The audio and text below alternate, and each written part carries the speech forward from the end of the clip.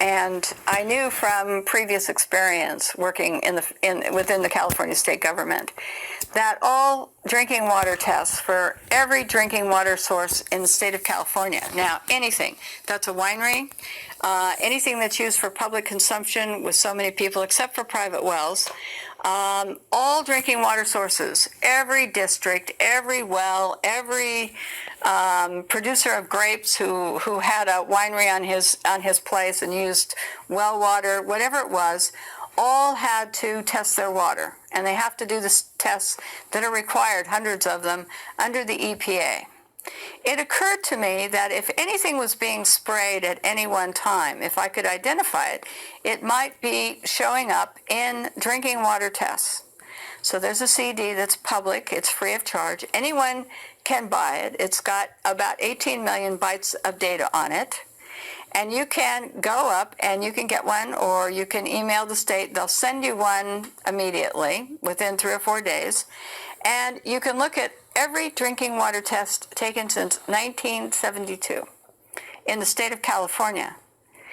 I cannot tell you how many tests this amounts to, because every month, every week, they're taking tests all the time, all over the state, different utilities, different districts.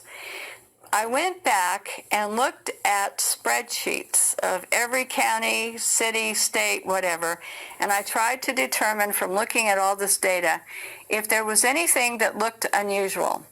I found herbicides and pesticides where I expected to find them in the Central Valley, where they use a lot of herbicides and pesticides. So I kind of took those out. I looked at everything that I thought you would normally find downwind of a factory. After I got rid of all of those, I began to look at, was there anything showing up in all the drinking water spikes across California on a pretty consistent level?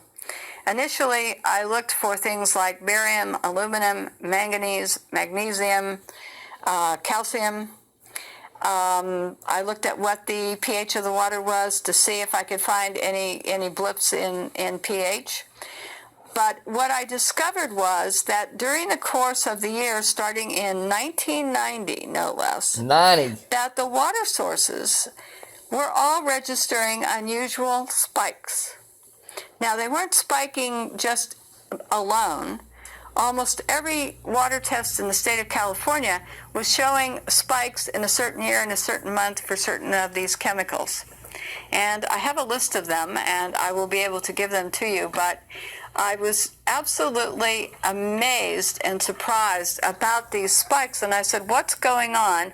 Why are these spikes occurring in almost all the drinking water sources all at the same time across the state of California? Now, sometimes wells would spike in a time distance if they had any type of, the water that would come down in rainfall or flooding would get into the well systems. Then you would show spikes later and not as high because of percolation problems. But we began to find these spikes.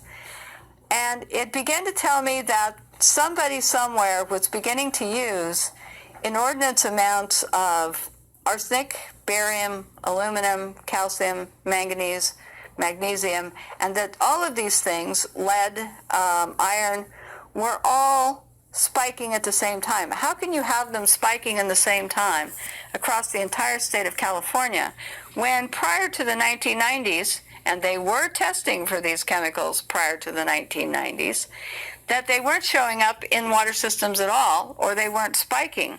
And all of a sudden, way over state and federal standards, we found this data.